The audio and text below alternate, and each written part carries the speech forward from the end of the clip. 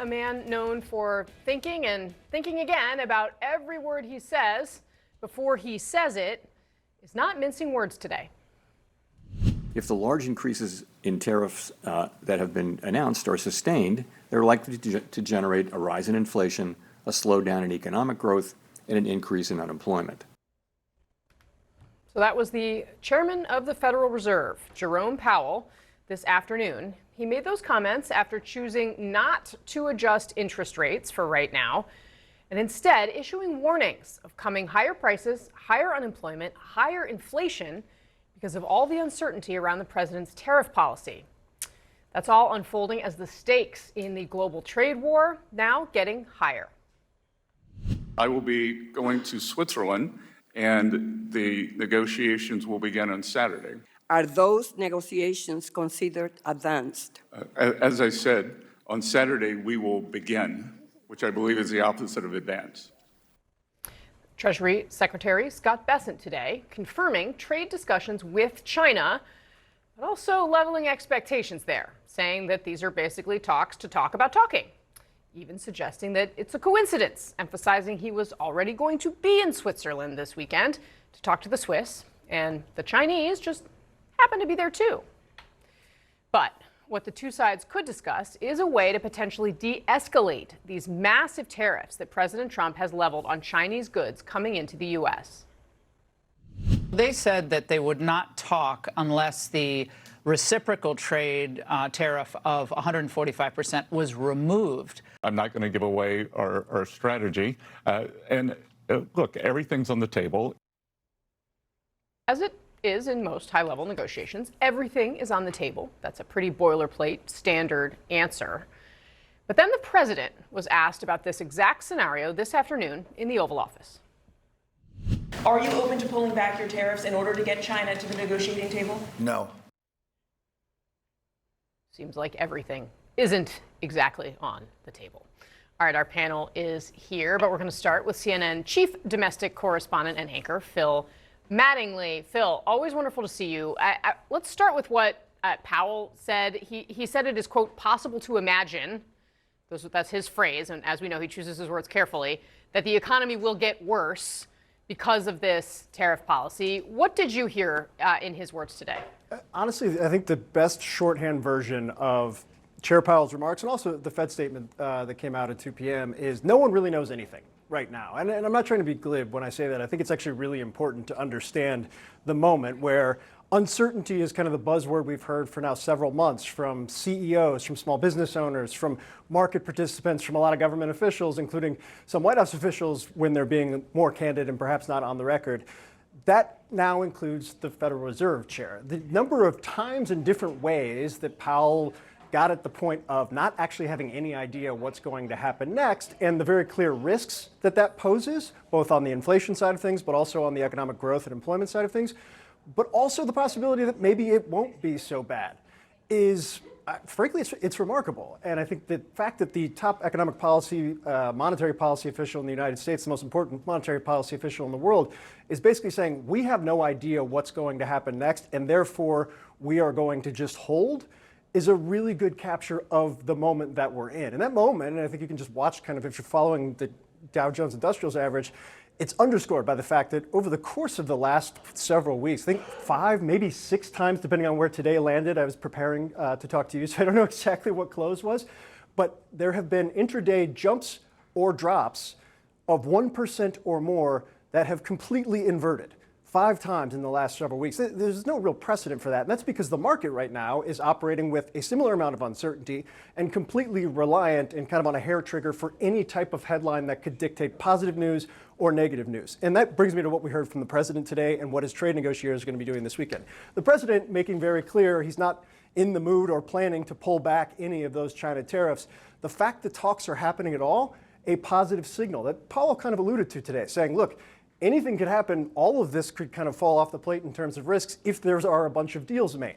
The reality, though, there are no deals that have been made up to this point. The negotiations that are underway are complicated because they're not traditional trade talks as you and I, Casey, covered them when they were being moved through Capitol Hill. Yeah, when they did them the normal way. Right. And those, to be fair, those took 18 months at a minimum on average. And so in 90 days for 100 trade deals doesn't really give that kind of leeway. But I think the biggest reality in this moment is the downside risk here is enormous and potentially stagflation-esque. The upside risk is, well, we'll see what happens in Geneva, where people just happen to be going. Casey. What, just remarkable. Same place, same time. Who knew? Phil Mattingly, thank you very much for that. Really appreciate it. Our panel's here: CNN legal analyst Elliot Williams, CNN special correspondent Jamie Gangel, CNN political commentator Sochi Hinojosa, and CNN senior political commentator Scott Jennings. Welcome to all of you. Thank you so much for being here. Jamie Gangel, the president was extraordinarily definitive in the Oval Office. You heard him there. He just answered the question with one word: no. I'm not, willing to adjust this. I don't want to change this. Though, I will say, it's noteworthy that on the day that Jerome Powell came out and did something that the president would have preferred he not do, he wanted Powell to come out and cut rates. Trump also isn't out there trashing Jerome Powell. Wait, yet. Oh. No, Although maybe I should have opened Truth Social before I said that out loud on the air. 3, 2, 1. Look, I think that could very well be coming, but just to underscore what Phil Mattingly said, I don't know how many times we're going to use the word uncertainty, but here we are again. Jay Powell, at least today, has the hardest job in Washington, and this is an impossible hand he has been dealt, because uncertainty is not a way to run an economy. And to tell a Fed chairman, we don't know, just makes his job impossible. As Phil said, he just has to wait and see. I believe the names that President Trump has called Chairman a major loser and Mr. Too Late, and threatened to fire him, and then went back. Let's wait and see. Scott Jennings, this reality that Powell acknowledged, where the signals that are coming in are scrambled and totally unclear. What do you make of it, and what is the level of concern among Republicans on the Hill who, as we've discussed, have not really been, fans of tariffs in recent, generations? Well, I think the chairman should keep his pants on, because the Secretary of the Treasury is currently engaged, and the administration is currently engaged in high-level negotiations with 16 of the 17 most important countries. The 17th is China, and he's going to Switzerland to open talks with the Chinese this weekend. Obviously, the market isn't terribly worried about it. Over the last month, both the S&P and the Dow Jones Industrial Average are up significantly. So there's some confidence here, I think, in what Bessent is doing. I don't think all these trade deals are going to come quickly, but they are going to come. If anything is true about Donald Trump, it's that he was put on this earth to want to make deals, and he has created a situation where he now has to make deals, and he should and can make deals. How much pressure are his people feeling to do that? Oh, I think there's a lot of pressure and interest to do it, but it's positive pressure, because we're finally resetting and leveling the playing field. You mentioned the Hill. Of course, Republicans are interested in the outcome here. They're the ones that have to run under this plan next year. But of course, they're also under their own pressure, which is to get their act together and pass the reconciliation bill. That's part 2 of a 2-part plan. Rebalancing trade is part 1. Cutting taxes and deregulating energy is part 2. They both have to go together, and so they're under their own set of pressure up on the Hill. I think that with the uncertainty, I think we can all agree that it is Donald Trump who caused the uncertainty, and now he needs to bring us out of it, and yet he continues to blame everybody else. Whether he blames the Biden economy, you said 3, 2, 1 before he goes after the Fed and blames them, for pressure and, for not providing for the American people. So I do think that Trump at some point needs to put pressure on his administration to deliver something fairly soon. I don't think that the American people have time to wait anymore. I think that we're seeing that China we're essentially trade is at a halt with China. And so I think that it is fairly soon, as people have been warning, that shelves are empty. And so I think Trump needs to go back to his administration and say, if we don't have something within 30 days, if we don't, what is our plan B? And I don't think that that's happened from him yet. Elliot Williams, we heard, of course, Phil use the word stagflation, which is sort of the great fear.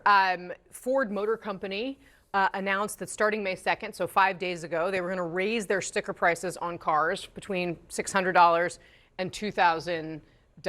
This is no longer just hypothetical for people, although, as Sochi points out, we haven't really yet felt the impact on shelves of what's going on with these ships. But I mean, how much patience do you think there actually is? Not a lot. And I don't think Ford did that action out of necessity because they had to. It's because of the uncertainty that we're all talking about here. If all the things that Scott laid out happen, then absolutely the skies will open and everything will be great. The problem that I think the president has created is with the Truth Social posts and with these statements that aren't quite supported, causing a tremendous amount of uncertainty in the markets. Look, just think about last week, all this talk about movies and putting tariffs on films, something that would be horribly... I think that was Monday. I think that was this Oh, week. Just, how long a week is it Donald Trump's watching? But even think about, I saw the new Marvel film Thunderbolts with my kids this weekend that was shot in New York, Atlanta, and Kuala Lumpur, Malaysia. How do you put tariffs on something that is shot in multiple places around the world but distributed by an American company? When the president puts things like that out as statements and then walks away and says, well, we're just going to see what happens, it has an effect on industries that just simply do not know how to plan. Yeah.